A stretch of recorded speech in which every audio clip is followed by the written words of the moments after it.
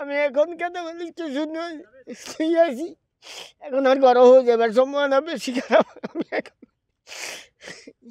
আমি যেখানে দাঁড়িয়ে আছি এখানে কিন্তু আমার কমসমান পানি ছিল, এখন পানি এখান থেকে পানি নেমেছে। যদিও পানি নেমেছে তারপর কিন্তু দুর্ভোগ কমেনি। এখানকার যে আশ্রয় কেন্দ্রগুলোতে এখনও মানুষ আটকে আছে এবং বাড়ি ঘরে যাওয়ার মতো পরিবেশটা এখন হয়নি।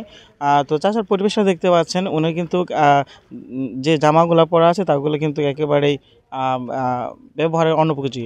চাচা, আপনার বাড়ি কোনটা? ওই তো আর বাইরে তো মাথা দিয়ে। বর্তমানে আপনাদের কি অবস্থা?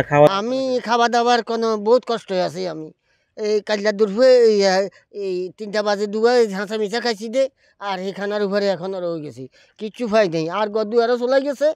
মানে আর বেয়া গোয়া ব্যাগ সই মই সব নষ্ট। Redmi 13 স্টাইল বানাই দুনিয়া কাঁপাই। আমি এখন কথা বলি কিছু নয়, শুয়ে আছি।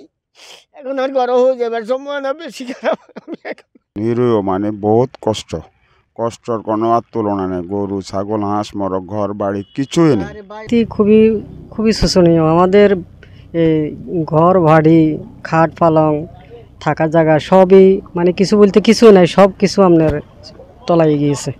এখন যে বাড়িতে যাব দে বসবাস করার মধ্যে এমন কোনো কিছু নাই। আমাদের পরিস্থিতি খুব ভয়ানক। এখন আমরা মসজিদে আছি, মসজিদে কোনো রকম এখানে জীবিকা নির্ভর করতেছি। ঘরে ঢুকমু দে এই ব্যবস্থা এখন বর্তমানে নাই। এখন কিন্তু দুপুরবেলা তারা সকাল থেকে এখন পর্যন্ত কিছু খেতে পারছে না, কারণ এই এলাকায় ত্রাণটা তেমন আসতেছে না। কারণ যে ত্রাণের গাড়িগুলো আসতেছে মেন সড়ক থেকে কিন্তু আবার চলে যাচ্ছে, ওইখানে যারা আছে তারাই পাচ্ছে, কিন্তু এই ভিতরে প্রবেশও করতেছে না। অনেকে ত্রাণগুলো পাচ্ছেও না, অনেকে অনাহারে দিনাতিপাত করছে। আসলে এই বিষয়গুলো সবার দৃষ্টি আকর্ষণ করছি যে আপনারা যারা দেশের যে কোনো প্রান্ত থেকে এখানে ত্রাণ নিয়ে আসবেন তারা একটু ভিতরে প্রবেশ করবেন, এবং যারা আশ্রয় কেন্দ্রে আছে বিভিন্ন মসজিদ মাদ্রাসায় অবস্থান করতেছে তাদেরকে একটু দেখবেন এবং তাদের জন্য কিছু করার চেষ্টা করবেন।